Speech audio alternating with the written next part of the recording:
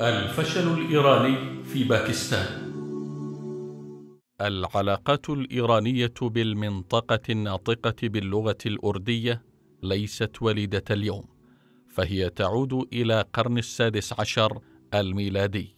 حيث تولى شاه إسماعيل الصفوي الطائفي على إيران بدعم مباشر من الغرب النصراني. كان الهدف من وراء هذا التحالف الصفوي النصراني الحيلولة دون الفتوحات الإسلامية من خلال إثارة حروب طائفية على الخلافة العثمانية التي أخذت جيوشها تدك أسوار باريس. منذ ذلك العصر الذي غير فيه الصفويون قبلة إيران من السنة إلى التشيع الصفوي التكفيري، وأخذوا يحاربون أهل القبلة، ظلوا يتوجسون خطرا من قبل حدودهم الجنوبية الشرقية مع المسلمين القاطنين في شبه القارة الهندية، والذين يمثلون تقريبا ثلث الأمة الإسلامية. كانت الدولة الصفوية الشيعية التي أخذت على عاتقها محاربة المد الإسلامي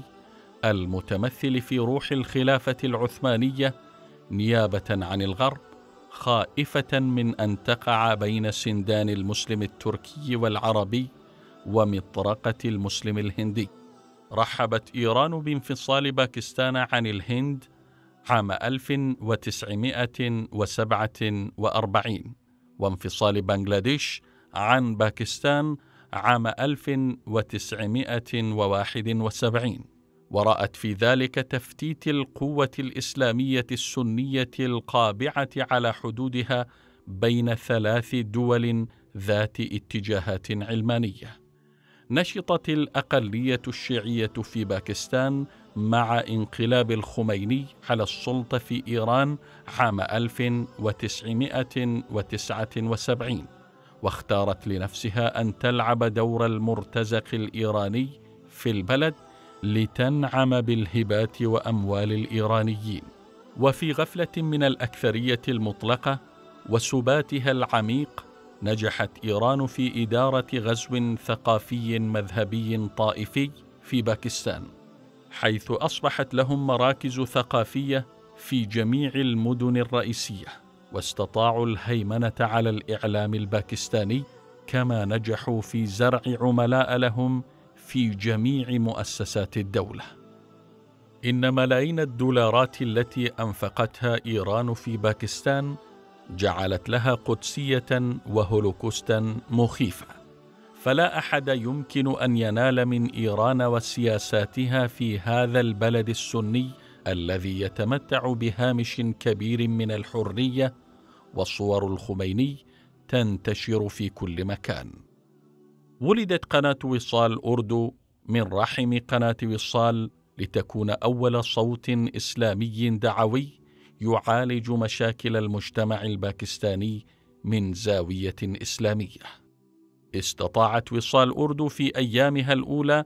الكشف عن المؤامرات الإيرانية الدنيئة وتحالفاتها الخطيرة مع الهند والروس والغرب لإضعاف باكستان،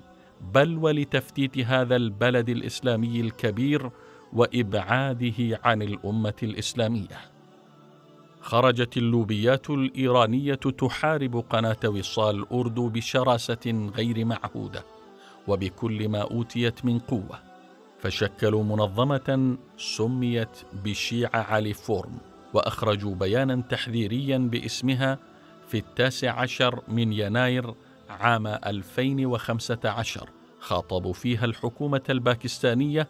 والوزارة الداخلية وهيئة تنظيم الإعلام الإلكتروني بباكستان باميرا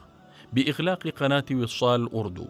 وهددوا الحكومة بأنها إن لم تجب إلى مطالبهم سيخرجون بمظاهرات احتجاجية في طول البلد وعرضه، ويعرقلون عجلة الاقتصاد في البلد.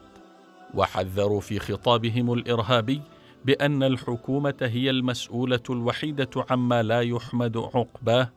إن لم تستجب لمطالبهم. لم تؤخذ تهديداتهم بعين الاعتبار من الجهات الرسمية، نظموا مظاهرة فريدة في تاريخهم مشيا على الأقدام مسيرة أكثر من 580 كيلومترا تحت لافتة لبيك يا حسين، بداية من مدينة شيكاربور في ولاية السند إلى ميناء كراتشي الشريان الحياتي لباكستان. وأوقفوا عجلة الحياة في جزء من المدينة في 18 و19 من فبراير عام 2015. استطاعوا أخيرا في 20 من شهر فبراير عام 2015 فرض مطالبهم على حكومة ولاية السند بإغلاق قناة وصال أردو،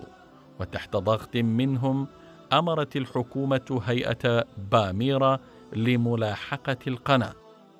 وظلت الدعاية المضادة لعملاء إيران من الروافض الحاقدين على الإسلام تشتد يوما بعد يوم،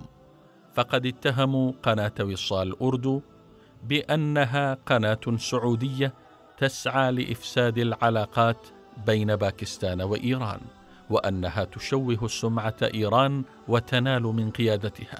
بل وبلغت بها الجرأة أن تعترض على مشاركة ميليشيات شيعية باكستانية لحماية المقدسات الشيعية في بلاد الشام والعراق. ظلت وصال أردو تكافح وتناضل سعيا في دعوة الناس إلى المحجة البيضاء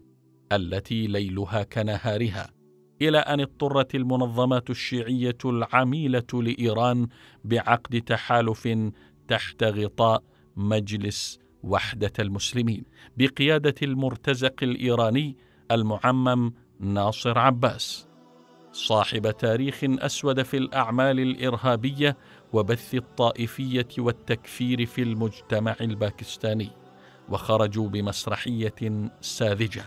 عسى أن يكسبوا تعاطف الجماهير ويضغطوا على الجهات الأمنية والحكومية بإغلاق قناة وصال أردو التي كشفت سوءاتهم.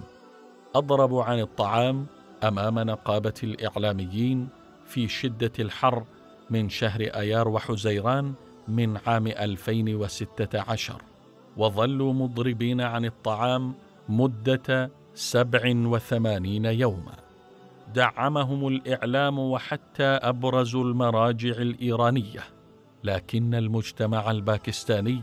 الذي أخذ يدرك مؤامرات هؤلاء المرتزقة لم يأبه بهم. يدل فشل مسرحية التظلم عن طريق الإضراب عن الطعام أن أنشطة وصال أردو أدت دورا مجيدا، فالمجتمع الباكستاني لم يعد بعد وصال أردو صيدا ثمينا لإيران وأذنابها كما كانوا يتصورون، وأن إيران مهما حاولت أن تفسد الأمن في باكستان من خلال مرتزقتها وعملائها وتحالفاتها الدنيئة مع الهند العدو التقليدي لباكستان، أو مع الروس الحاقد الذي يسعى للانتقام من هذا البلد الإسلامي العريق جراء هزيمته في الجهاد الأفغاني، فللأمة رب يحميها، وأن وصال أردو جند من جنود الله، وقد سخرها لتقف أمام أعداء الأمة بالمرصاد وتبلغ دعوة الله بالحكمة والموعظة الحسنة،